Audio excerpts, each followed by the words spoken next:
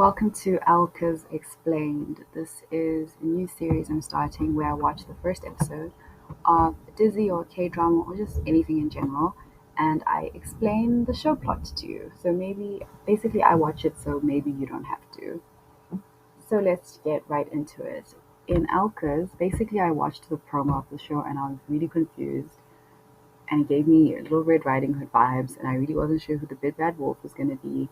But by the first 5 minutes of the show, it's very clear that it's her father, which is this girl who plays a girl named Ezo, and her father is basically the biggest villain ever. He's abusive, he's everything wrong in this thing. He's literally terrible, and he treats her like she isn't human.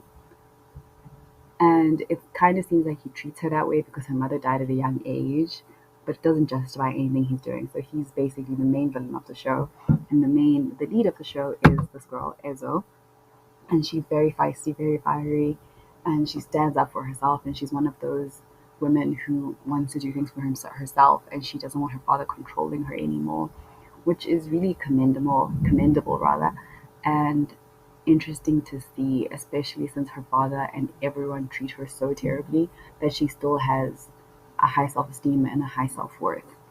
So basically, episode one, she meets this guy after she sneaks out of her house to write a university entrance exam that her father doesn't know she's taking, of course. And on the way back, she meets him. I really liked their meet cute. It was very different, and I hadn't seen it in a Disney yet. I won't spoil how they met, but it was very interesting to see, and it was a fun way to meet. So she meets this guy, and they're talking, and like obviously it's instant enemies. They do not get along at all, and he was just trying to be nice. And then he finds out who her father is, which is this guy, and because she's from a very prestigious family, so he's a bit nervous now. Like, oh, I ran into this person's daughter. Like, you must tell your dad I said hi and all these things because he doesn't know how they treat her at home. So she just runs back to the house. Of course, when she gets there, everyone in the house had realized that she's not at the house anymore. And they were really pissed. And then that's when this lady comes in, which is her grandmother, who also like does absolutely nothing to change the way that they treat her in that house. Like literally she's just standing there, which is very annoying to see because she's in a position where she can actually help her and she can stop her father from abusing her. So the grandmother's there and the grandmother's like pissed and the grandmother takes her shopping. So it's a whole thing that's very, very like this character is very agitating. Her and her son are the most annoying people ever. So anyway, so Izzo trusts her grandmother and tries to like speak to her about things she's going through and how she's suffering.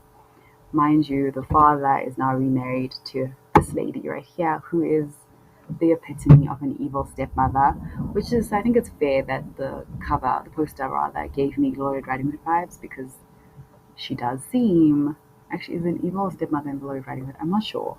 I think there is though. But it's basically she's the evil stepmother in every single fairy tale. Like she is that lady who's absolutely terrible. And she has a brother who lives with them. And he is beyond creepy. Like he is the biggest creep ever. And he's like with this girl who works in the house. But he seems to be crushing on, I guess, his adopted niece. That was because it's the stepmother's brother. So I guess he's crushing on his adopted niece. It's very, very creepy. But she has a plan to get out of this whole mess by marrying this guy who is her childhood best friend, and he's off at war right now. Well, he's in the army, and he's serving his time. I guess I don't know what to call that.